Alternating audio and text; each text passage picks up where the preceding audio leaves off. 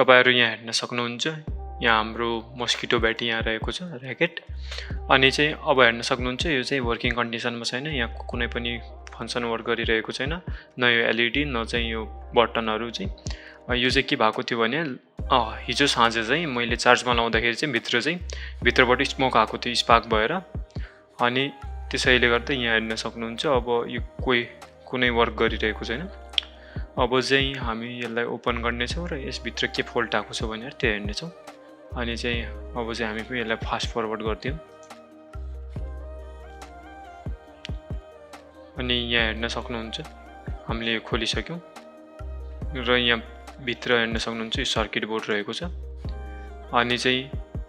अब यो सर्किट बोर्डमा यहाँ हेर्न सक्नुहुन्छ यो ठाउँमा स्पार्क आएको हिजो स्पार्क आएको थियो अब चाहिँ हामी यहाँ टेस्ट गर्ने छौं यो ब्याट्री वर्किङ छ कि छैन अनि त्यसका लागि चाहिँ हेर्न सक्नुहुन्छ पहिले चाहिँ यहाँ हेरौं यो चाहिँ यो हैन यो कनेक्सन चाहिँ ठीक छैन अनि यहाँ हेर्न सक्नुहुन्छ तार जाली लुज छ यो मल्टिमिटरको मैले तार चाहिँ भित्र डाइरेक्ट जोडेको छु ब्याट्री चाहिँ पर्फेक्टली वर्किङ छ हेर्न सक्नुहुन्छ यो चाहिँ कुनै अरु रिजनले गर्दा चाहिँ सर्ट भएको छ यो बटनहरु पनि कुनै वर्किङ छैन अब हामीसँग एउटा पुरानो यस्तै आइसीहरु हामीसँग धेरै छन् पहिले धेरै मस्किटो ब्याट बिग्रिन्थ्यो मैले सबै राखेको छु 3-4 वटा छन् मसँग अब चाहिँ हामीले पहिला यो सबै तारलाई डिसोल्डर गर्नुपर्छ हेर्न सक्नुहुन्छ अब हामी यो पनि फास्ट फरवर्ड गर्दिने छौं अनि सिधै हामी जाने छौं अगाडि अनि फाइनली हामीले चाहिँ यो सब डिसोल्डर गरिसकेका छौं अनि चाहिँ हामीले यो स्क्रु खोल्नु पर्ने छ सर्किट बोर्ड निकालौं अनि यहाँ हेर्न सक्नुहुन्छ सर्किट बोर्ड यहाँ आएको छ यहाँ हेर्न सक्नुहुन्छ यहाँनिर चाहिँ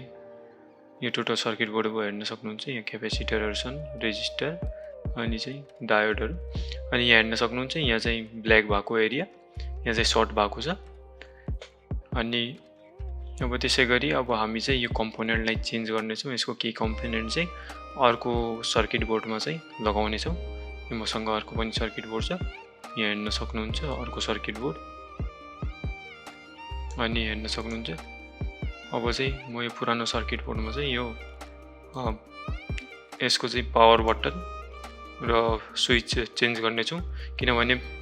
पावर बटन पुरानो सर्किट बोर्डमा चाहिँ पावर बटन र स्विच खराब भएको थियो त्यसैले अनि अब चाहिँ डिसोल्डर गर्नुपर्छ हामीले फेरि हेर्न सक्नुहुन्छ हामी फेरि फास्ट फरवर्ड गर्ने छौं अनि यहाँ हेर्न सक्नुहुन्छ त्यस्तै गरी हामी चाहिँ पुरानोमा चाहिँ सोल्डरिङ पनि गर्ने छौं अनि यसलाई चाहिँ जस्तोको त्यस्तै लास्ट टाइम जस्तो सोल्डरिङ थियो हामीले निकाल्नु भन्दा पहिले त्यस्तै सोल्डर गर्दिने छौं अनि त्यसको ठाउँमा चाहिँ प्लेस गर्दिने छौं हेर्न सक्नुहुन्छ यो पनि फास्ट फरवर्ड गर्दियौ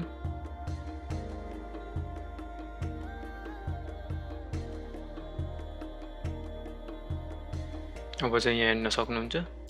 हामीले चाहिँ टोटल काम हेर्न सक्नुहुन्छ यहाँ जोडिसकेका छौं कनेक्सन पुरा भयो अब चाहिँ यहाँ एलईडी बलेको छ यहाँ हेर्न सक्नुहुन्छ अनि त्यसैगरी यहाँ हेर्न सक्नुहुन्छ हामी चाहिँ यसलाई फेरि फिट गर्ने छौं जस्ताको त्यस्तै